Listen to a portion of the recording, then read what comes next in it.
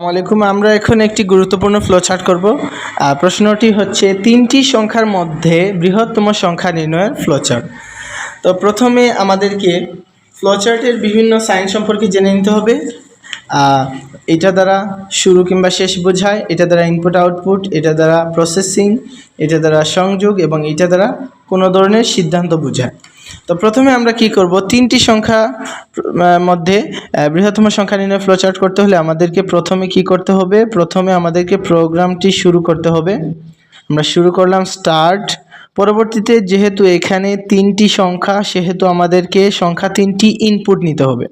তাহলে আমরা নিলাম ইনপুট এ বি সি। তাহলে ইনপুট নেওয়া শেষ। এখন আমরা দেখব এটার মধ্যে বৃহত্তম সংখ্যা কোনটি। তাহলে আমরা প্রথমে এখানে সিদ্ধান্ত আসবে, অর্থাৎ যদি প্রথমে আমরা এর সাথে বি তুলনা করি, এ যদি বির থেকে বড় হয়, এ গ্রেটার দেন বি হয়, তাহলে কি হবে? যদি এ বি থেকে বড় হয়, যদি ইয়েস হয়, তাহলে আমরা কি করব, তাহলে আমরা এ কে কার সাথে তুলনা করব? এ কে তুলনা করব আমরা সির সাথে। এ যদি সির থেকে বড় হয়, এই জায়গায় যদি ইয়েস হয়ে যায়, তাহলে আমরা কি প্রিন্ট করব? আমরা প্রিন্ট করব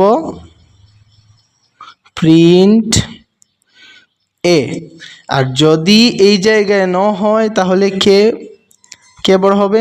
তাহলে তো অবশ্যই সি বড় হবে। তাহলে আমরা কি করলাম, প্রিন্ট সি সামান্তরিক সাইন দিয়ে প্রিন্ট করলাম। আচ্ছা, এখন এই জায়গায় আসি। যদি ন হতো এই জায়গায়, তাহলে কি হতো?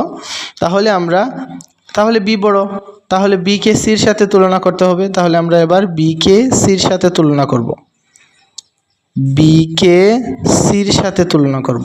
এবার বি কে সির সাথে তুলনা করার পর যদি ইয়েস হয়, তাহলে বি বড় হবে। তাহলে আমরা এই দিকে দিব ইয়েস, তাহলে কি বড় হবে? বি। তাহলে আমরা প্রিন্ট কাকে করব? আমরা প্রিন্ট করব বি কে। আর যদি এই জায়গায় ন হয়, তাহলে আমরা কি করব? সি প্রিন্ট করব। তাহলে আমরা এইটাকে এই দিকে নিয়ে যুক্ত করে দেব। আচ্ছা, এবার আমরা তিনটি প্রিন্ট পেয়েছি। এবার আমরা জানি একাধিক লাইন থাকলে সেগুলোকে একত্রিত করতে হয়। তা আমরা একত্রিত করলাম। একত্রিত করতে হলে কোন চিহ্ন আশা করি জানা আছে, সংযোগ চিহ্ন দেয়া লাগে। সংযোগ চিহ্ন দিলাম, তারপর আমরা কি করলাম, প্রোগ্রামটি শেষ করলাম। আমি এটা আবার বোঝাচ্ছি, খুবই গুরুত্বপূর্ণ একটি প্রশ্ন। প্রথমে আমরা ইনপুট নিলাম এ বি সি, তিনটি সংখ্যা ইনপুট নিলাম।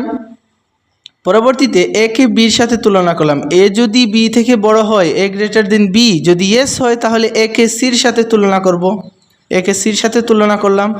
যদি এই জায়গায়ও ইয়েস হয়, তাহলে প্রিন্ট করব এ। আর যদি এই জায়গায় ন হয়, তাহলে প্রিন্ট করব সি। আচ্ছা, এই জায়গায় যদি ন হতো, তাহলে বি কে কার সাথে তুলনা করতাম? সির সাথে। বি কে সির সাথে তুলনা করলাম। বি কে সির সাথে তুলনা করার পর যদি ইয়েস হয়, তাহলে প্রিন্ট করব বি। আর যদি ন হয়, তাহলে প্রিন্ট আবার কি? সি। তাহলে আমরা তিনটি লাইন পরবর্তীতে আমরা সংযোগ চিহ্ন দিয়ে যুক্ত করে দিয়ে আমরা প্রোগ্রামটি শেষ করে নিলাম। এটা খুবই গুরুত্বপূর্ণ ফ্লোচার্ট, এটা শিখতেই হবে আমাদেরকে।